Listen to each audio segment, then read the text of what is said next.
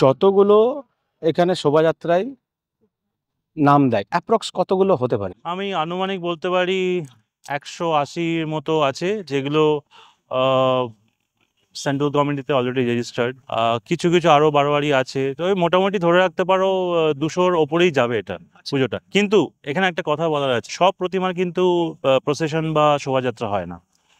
এই এই নির্ধারণ করার জায়গা থেকে সেন্ট্রাল কমিটির একটি গুরুত্বপূর্ণ দায়িত্ব এখানে থাকে। কোন প্রতিমা প্রসেশন করবে, তাদের কতগুলো লরি হবে, সেই প্রতিমার কি নাম্বারিং হবে। মানে আমরা তো একটা কিউ ফর্মে যাই, তোমাকে বলছিলাম যে আমরা কিন্তু একটা রিং রুট কভার করি। মানে এই স্ট্যান্ড রোড থেকে ঘুরে তালডাঙ্গা হয়ে আবার জিটি রোড ধরে আবার কিন্তু এই স্ট্যান্ড রোডে উঠি, এবং এই স্ট্যান্ড রোড দিয়ে এসে আবার কিন্তু এখানে নিরঞ্জন হয় প্রতিমা।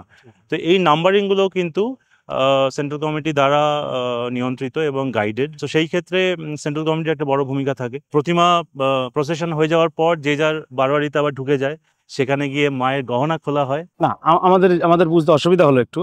আমি বলতে চাইছি, যদি 200-250 প্রতিমা লাইনে থাকে, ট্রাকের লাইনে থাকে, সেটা এখান থেকে শুরু হয় আর এখানে আসে, ঠিক আছে? এরপর সেই প্রতিমাগুলো ডাইরেক্ট এখানে বিসর্জন হয় না, তাহলে কি হয়? এই প্রতিমা শোভাযাত্রার পরে যে যার বারোয়ারিতে ঢুকে যায়। মানে ধরো তুমি দৈবকপাড়া দেখলে তো, দৈবকপাড়া ধরো 4 নম্বর কি 5 নম্বরে আছে শোভাযাত্রার কিউতে। দৈবকপাড়া ওখান থেকে শুরু করে স্ট্যান্ড রোড ধরে তালডাঙ্গা হয়ে আবার দৈবকপাড়াতেই ঢুকে যাবে।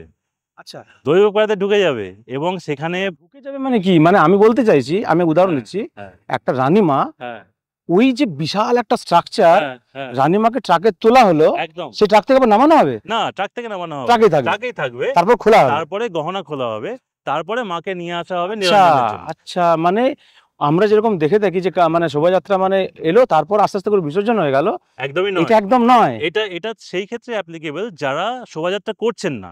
ধরুন কিছু বারোয়ারি শোভাযাত্রা করছেন না বা পারমিশন পায়নি কোনো কারণে, সেই ক্ষেত্রে কিন্তু সেই বারোয়ারিরা প্রসেশনে অংশগ্রহণ করবেন না, তাদের মাকে নিয়ে সোজাসুজি এখানে চলে আসবেন। ও, তার মানে এই এই পুরোটাই ট্রাকের মধ্যে, মানে এখানে হলো শোভাযাত্রা, তারপর তারা চলে গেল যে যার প্রতিমাতে, যেখানে জায়গা আছে কমিটিতে চলে গেল, সেখানে কিছুক্ষণ থাকবে না? কতক্ষণ থাকে প্রায়? সেখানে সময় লাগে, কারণ গহনা খুলতে ধরে নাও 45 মিনিট মতো লাগে অ্যাপ্রক্সিমেটলি, আমি বলছি 1 ঘন্টাও হতে পারে। তারপর কি আবার শোভাযাত্রা, তারপর আবার একদম শোভাযাত্রার মতো কিউতে দাঁড়াবে এবং পরস্পর এই প্রতিমাগুলো এই স্ট্যান্ডার্ডে দাঁড়িয়ে থাকবে নিরঞ্জনের জন্য, এবং সেটা খুবই দেখার মতো দৃশ্য।